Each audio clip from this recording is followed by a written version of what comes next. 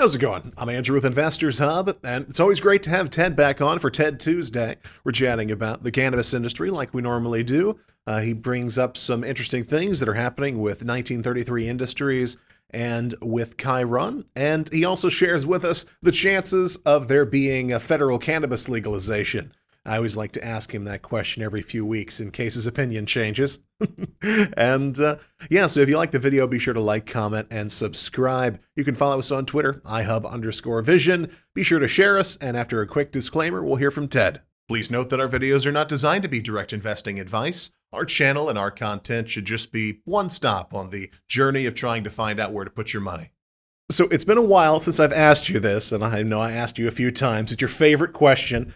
I actually missed this, but a couple of weeks ago, the MORE Act got reintroduced to the House of Representatives right before Memorial Day, I think. And so what are the chances of federal legalization here in the U.S.? Well, I think there are bills like the MORE Act and the Safe Banking Act that are set to go. But the majority leader, Chuck Schumer, in the Senate is holding things up because he's got his own bill coming. And so he's kind of turned into a blockade the way the Republicans used to blockade cannabis bills. So I think once we break the little logjam in the Senate, then there will be progressive steps made to help the industry. Legalization itself will probably continue to stay at the state level. Now, Schumer's promised that his bill will address legalization, but I've kind of parsed his language, and he doesn't exactly say it's a bill that's going to legalize. So I think it's going to fall short of that. But it's just on the verge out there, and there are certain events that are conspiring to slow progress, I guess is the best way to put it. So Ted, talk to us about the cannabis situation down in Mexico, how that works legally and whatnot. And I know that Khiron is the horse you've picked for that race. Khiron in Mexico first legalized medical cannabis in, I think, 2017. And by 2018, the markets were still good and people were all excited about Mexico. And Khiron was selected by the former president of Mexico to join their board and to advocate for cannabis, which Mr. Fox has done for quite some time and continues to do. So they worked together. The things slowed down in Mexico for a couple of years. So it got put on the back burner, but they continued to press forward. Khiron also continued to work on their strategy with respect to using clinics to reach people, to provide the medical cannabis service to people.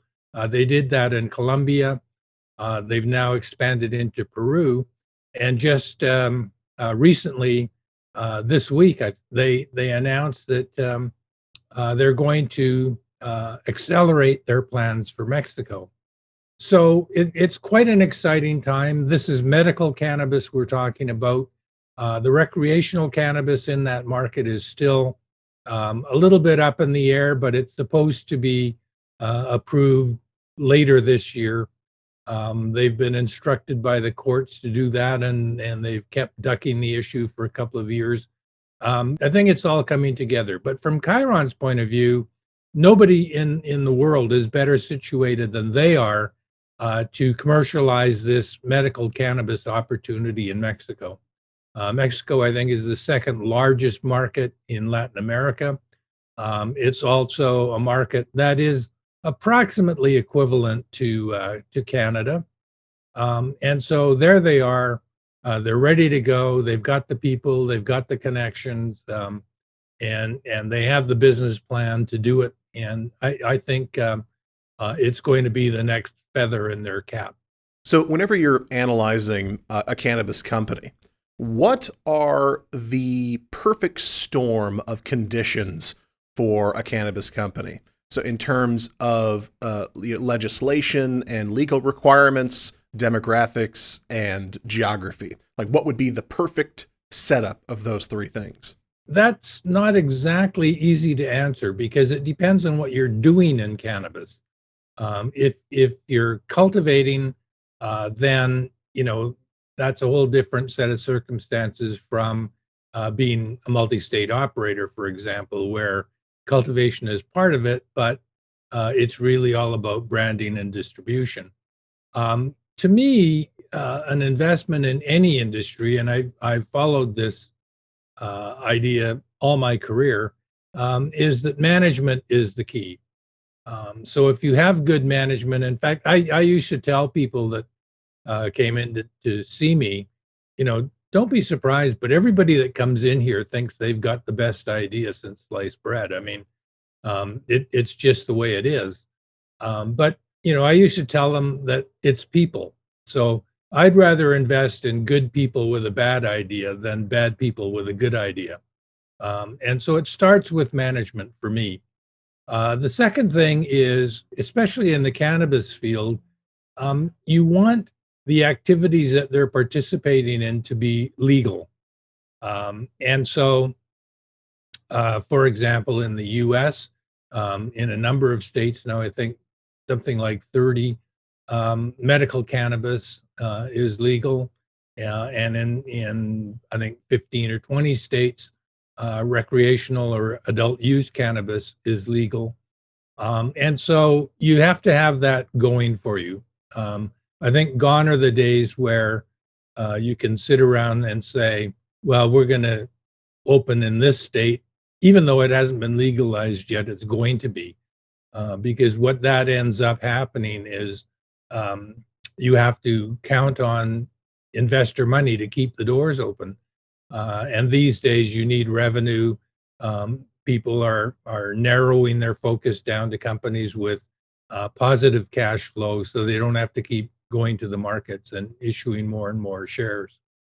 And the third thing is that I look for is a workable business plan.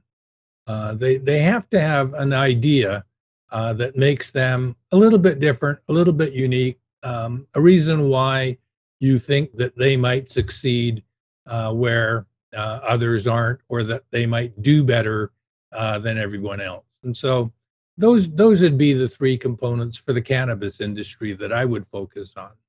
So you write the Cannabis Report, which is put on Investors Hub, and in that publication, there's a model portfolio.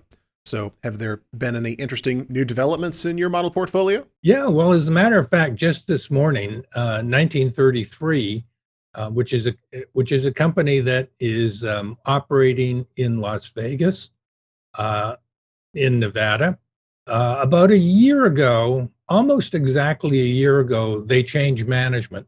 The company was going downhill. Cash was going out the door faster than it was coming in. So new management headed up by Paul Rosen, who also happened to be a very significant investor in the company, came in. The first 3 months or so, they basically went in there with axes and they chopped out anything that wasn't generating revenue, or was an expense that they didn't feel was necessary.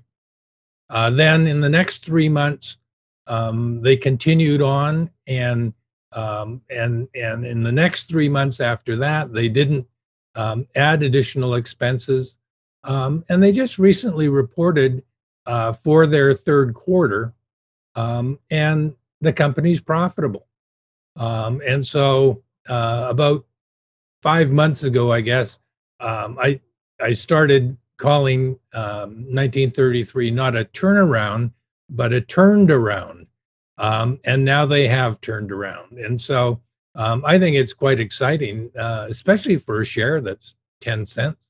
I mean, it won't take a whole lot to give you a good return on that investment. So I haven't had a chance to go into the numbers. They were just released this morning, but Revenues were up strongly year over year. They did report their first profitable quarter in their history. Not a big profit, but I think it was around $600,000, which is nothing to sneeze at. And also, about 2 years ago, before COVID hit, I went down to visit their facilities in Vegas, and they had built 2 new buildings on their own property, which they owned. And the second smaller building was intended for hemp. And under new management, they've changed that strategy, and now they've announced that they're going to start growing cannabis in that other facility. In fact, they've already started. So the company's growth prospects over the next 12 to 15 months are kind of assured by that. And I just think it's a really exciting story for our little portfolio. Khiron, which I mentioned earlier, accelerating its expansion into Mexico, is another positive one. Lexaria, which has a technology to deliver drugs into your system faster and more of them, as an active scientific testing schedule set up for this year, and starting in July, or actually it's already started, some outstanding results I expect to see from those studies, which really gives them an opportunity to then go to major companies and say, hey, look, this is what our technology did in nicotine or in hypertension or in all manner of areas, and try to interest them in using the technology to further their products. Nicotine's another big one, because smokeless tobacco is a big thing these days. So, that's another company. I'm really excited about the prospects for our portfolio. I think a couple of weeks ago, I said it was going to be a hot summer for the portfolio, and it's certainly turning out that way. So, any final thoughts? No, just I'll make the usual disclaimers that I don't own shares in any of the companies that I've talked about. So, other than that, no, I think I can see some good things happening here over the next 3 months in the cannabis group, and in our Investors Hub portfolio. Hey, thanks for watching, and be sure to like, comment, subscribe if you haven't already. It helps the channel grow. It's the best thing you can do for us, and I'll see you again soon.